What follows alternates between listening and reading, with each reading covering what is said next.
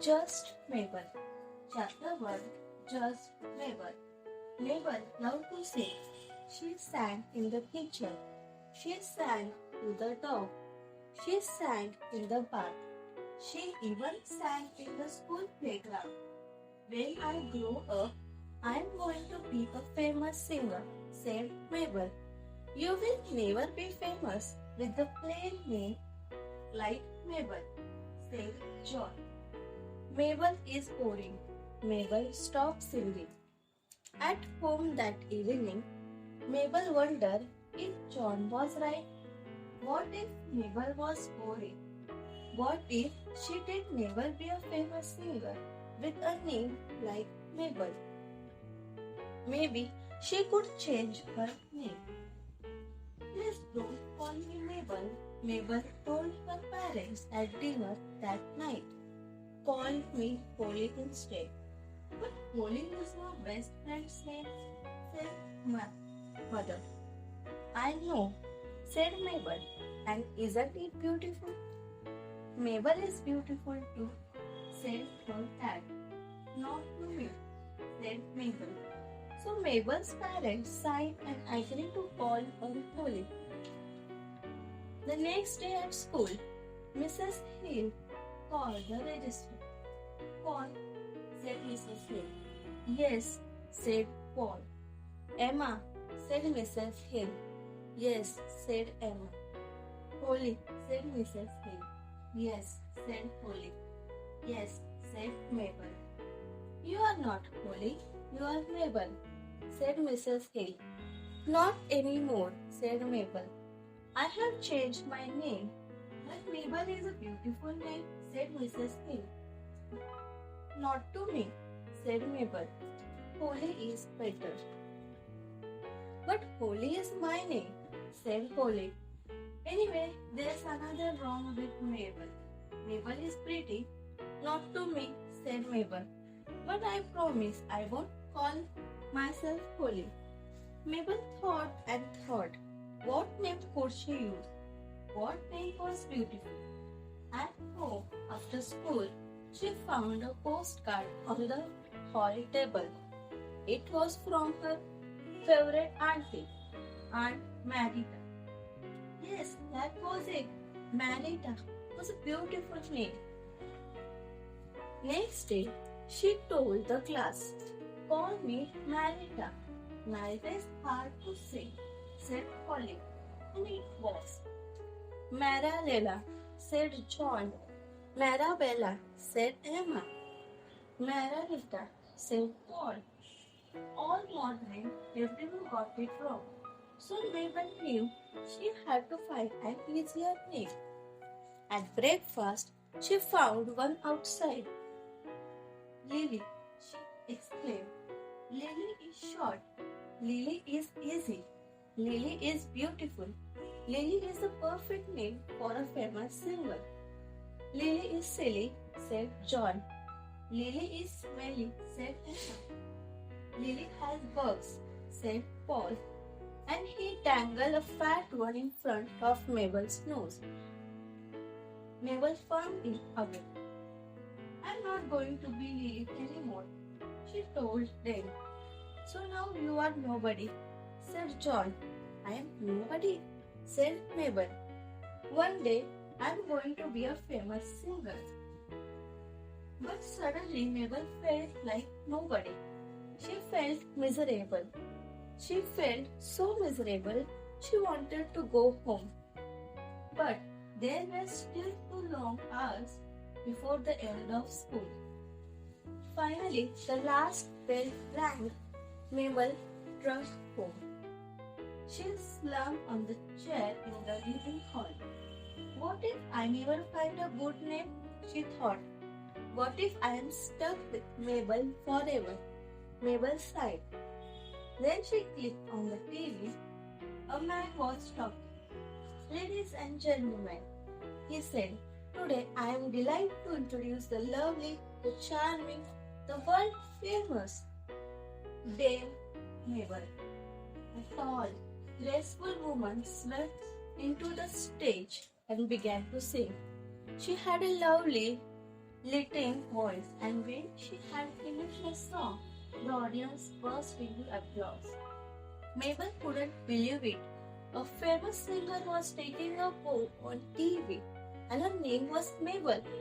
That was fantastic, Dan Mabel, said the presenter. Please, just call me Mabel, said Dame Mabel, smiling.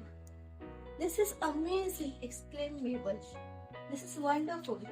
That famous singer likes her name. That famous singer makes Mabel sound beautiful. Mabel ran to the hall mirror.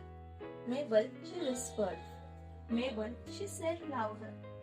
Mabel, Mabel, Mabel, she sang, and soon her name sounded as lovely as music. Just then, her mother walked in from the garden. Hello, Holly, she said. I'm not Holly, said Mabel. What's your name then? Asked her mother. Don't you know? Oh, laughed Mabel. I'm Mabel.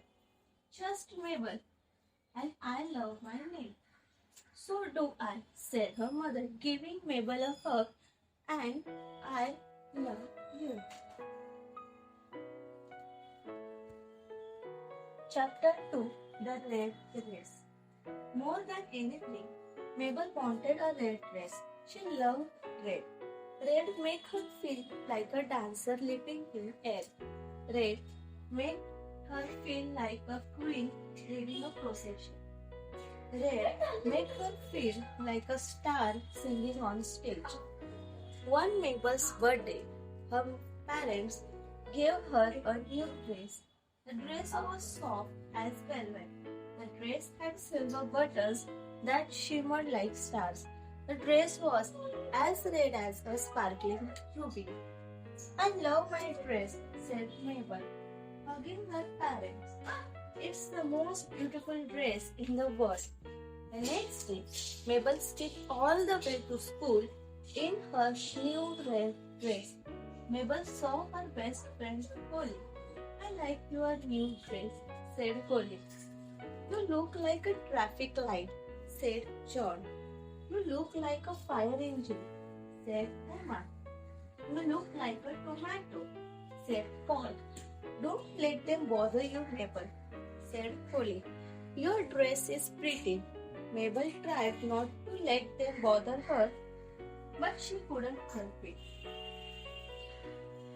Soon Mabel wished she wasn't wearing a red dress. Soon Mabel wished she could hide her red dress. Soon Mabel wished she didn't own a red dress. After school, she flung off her red dress and stuffed it under her bed. I'm never wearing that again, she declared. The next morning at school, Holly walked into the classroom with a new haircut. I like your haircut, Holly, said Mabel.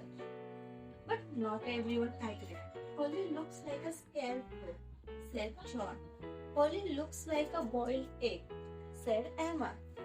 Holly looks like a blood man, said Paul. Holly's eyes filled with tears. Mabel put her arm around her friend.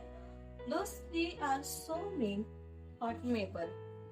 They are so mean to Holly, just like they were mean to me about my red dress. Mabel glared at John, Paul, and Emma, leaving Holly alone. She told them, we don't have to save John. We can't make her, said Paul. We won't, said Emma. John, Paul, and Emma laughed and laughed. I wish I could grow my hair back right this minute. Holly sobered. Maybe they are right. Maybe I look ugly. They are not right, said Mabel. They are not right about anything. They were mean to me yesterday about my red dress. Now they are being mean to you about your hair. But they are wrong, and we can't let them bother us. I know, said Holly, but they won't. Now if we don't let them, said Mabel, not if we stick together and have a plan. Holly wiped her eyes. You are right, she said. But what kind of plan? What about this? Said Mabel, and she whispered in Holly's ear. Yes, said Holly. Let's do it. The next morning, Mabel slipped on her red dress and raced to school. Holly was waiting at the school gate. Arm in arm, they marched into the playground. Here comes that traffic light again, sneered John, pointing at Mabel.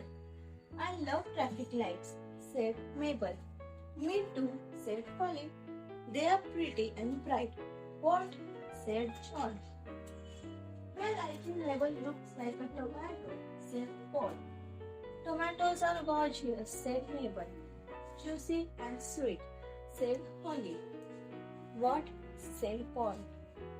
Well, Holly looks like a boiled egg, said Emma. Boiled eggs are delicious, said Holly. They are good for you too, said Mabel. What? Said Emma.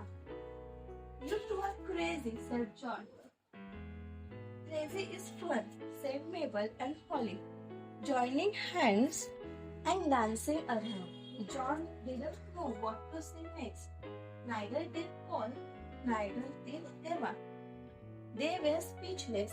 Come on, Holly, said Mabel. Let's get away from these three. They are boring. Goodbye, said Mabel and Holly, laughing and running off. The school bell rang. You know, John is right, said Mabel. We really are crazy. What? Said Holly. Well, I am crazy about your beautiful haircut, said Mabel. Holly smiled. And I am crazy about your beautiful red dress.